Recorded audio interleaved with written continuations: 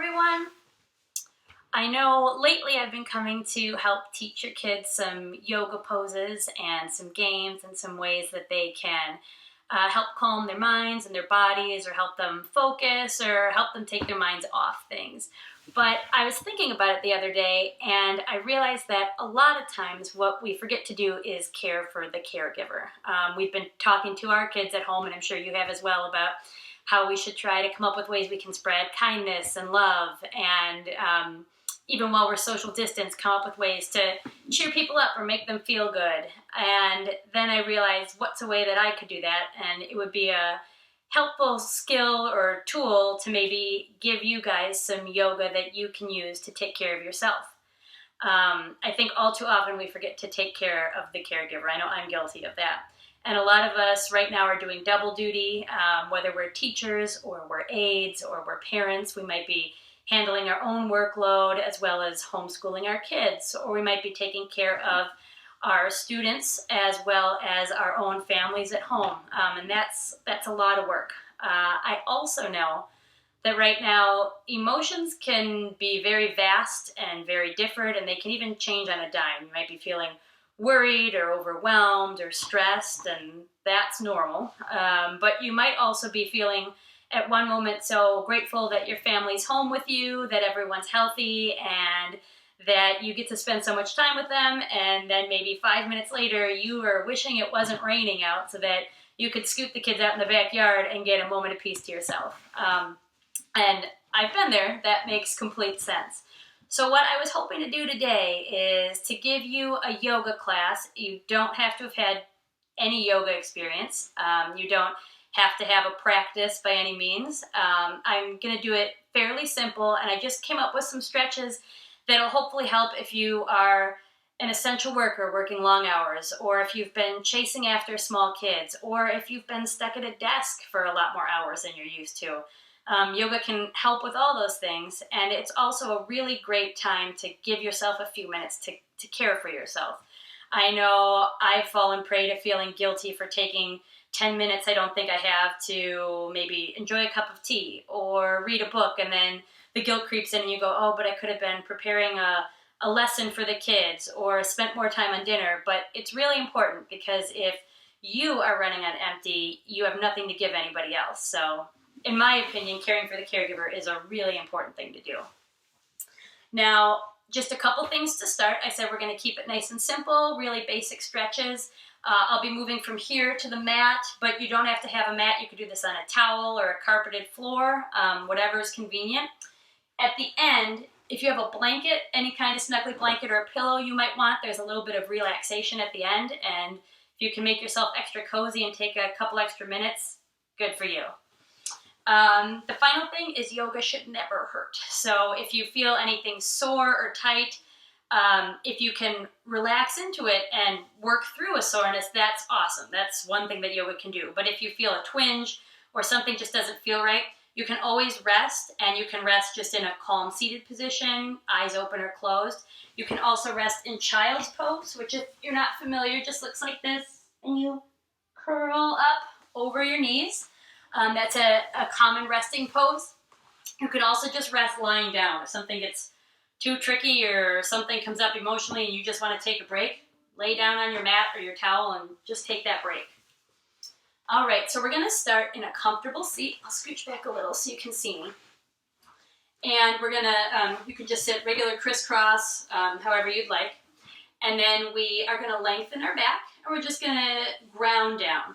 So that means you can take a soft focus, or you can close your eyes. You can put a hand on your heart and your belly if you'd like, or 2 hands on your belly, or just rest them on your legs. And we're going to take 3 slow breaths together. So we're going to inhale, do a little pause, and then exhale. We'll do that 2 more times. Inhale, a little pause, and then exhale. And then once more. Inhale,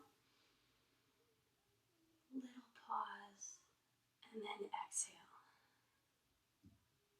Good. Sometimes just taking 3 deep breaths alone can really help me calm down. If I'm stressed out because of something going on at home, if I'm waiting in a line and feeling stress or anxiety, especially right now, just taking a moment to, I guess, sort of go inward or just shut your eyes and take 3 breaths can do wonders. So feel free to open your eyes if they were shut.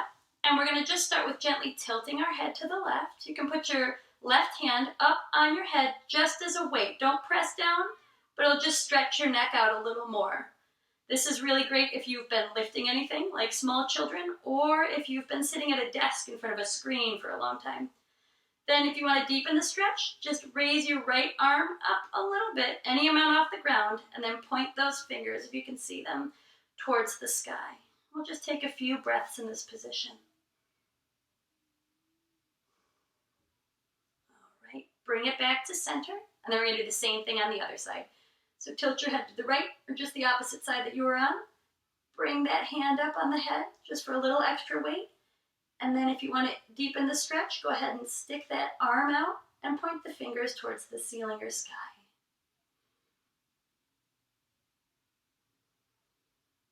Great job. Now we're going to do a few neck circles. And what I want you to do is imagine you have, we tell the kids, imagine you have a little dot of paint or marker on your nose.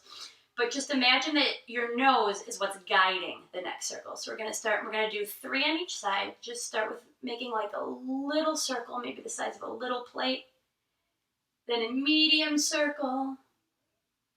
And then a larger circle. And then we'll reverse it. Do a large circle to the other side. A medium circle. And a small circle. And then come back to center. You can make those as big or as small as you'd like. Just make sure that they're comfortable. And then we're going to go onto our hands and knees for a little bit of cat-cow. Now, if you're not familiar with that, it's totally fine. I'll explain what we do. For this one, we're actually going to put our knees as wide as our mats, and we're going to touch our toes together, kind of like you would in a child's pose. So we're doing a wide-legged cat-cow, and then we just plant our hands right under our shoulders, have a neutral spine to start, and then when we breathe in, you look up and you let your belly sag down or lower with the breath. And then when you breathe out, you round your back, and you sort of look like a Halloween cat or a fraidy cat, and that'll stretch out your back. We'll do a few more of those. Inhale. And exhale. These are also great if you've been lifting any small beings, if you've been sitting at a desk, especially if you've been sitting at a desk a lot longer than you're used to, or even on the couch staring at a screen. We'll do one more. Just work with your breath.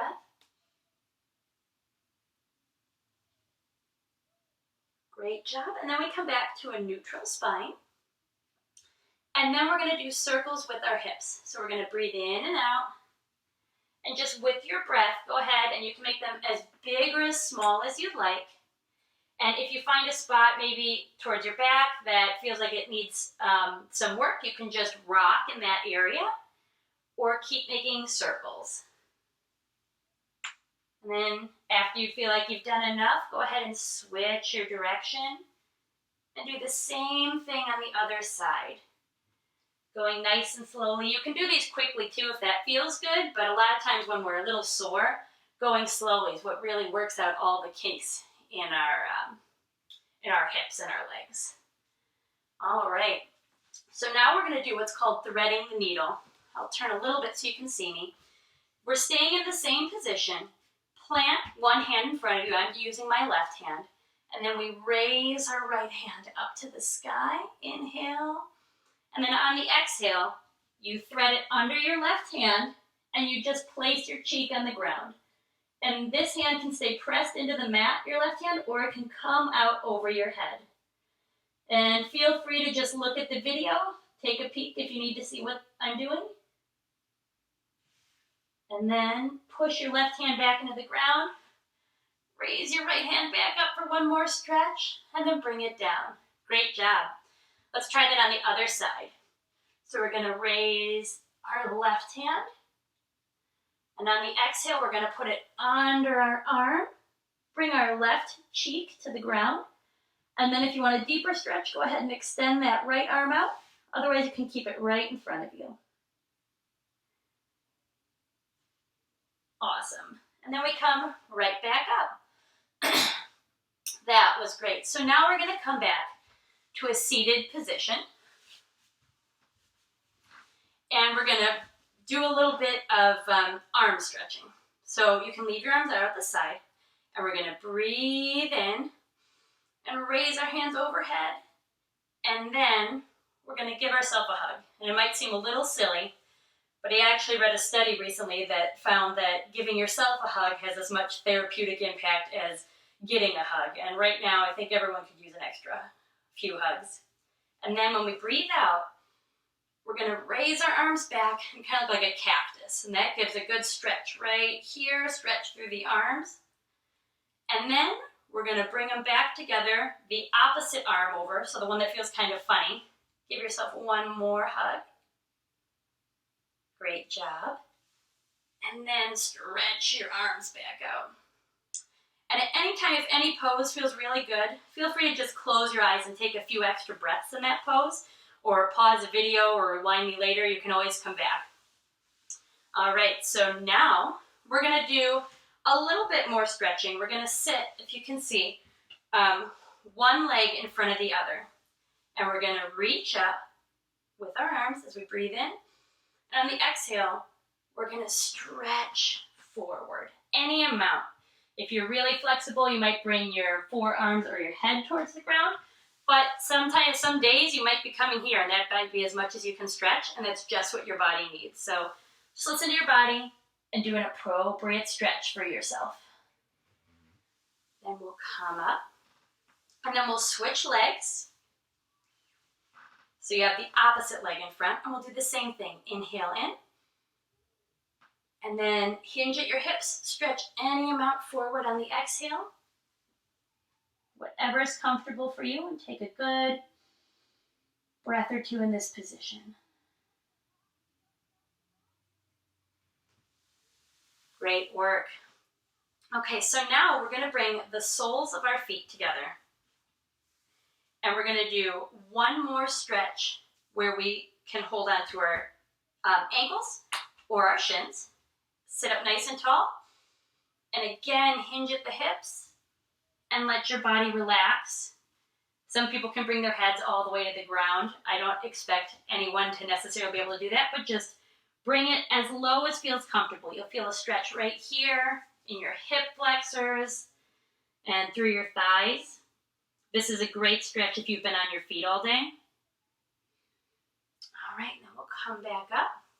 And then we're going to do a few more circles, like we did in cat-cow, but just in a seated position. And you'll feel this one if you go nice and slowly. Just go with your breath. You inhale as you go forward. Exhale as you round back. You can even round your shoulders a little if that feels good in the stretch.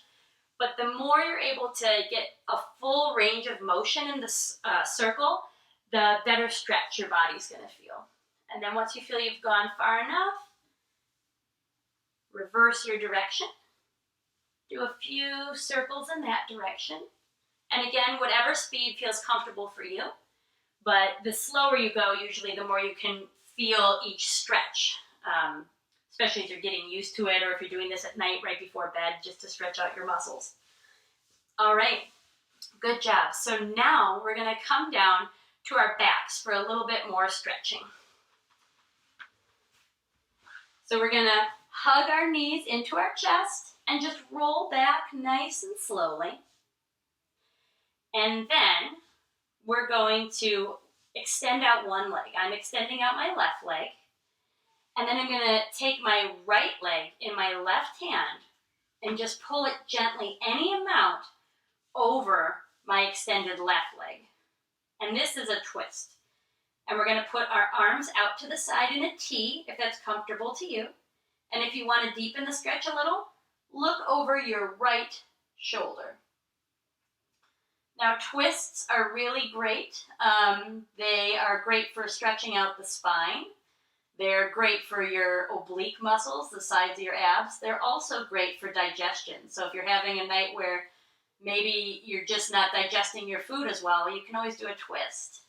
Okay, and then we'll pull out of that.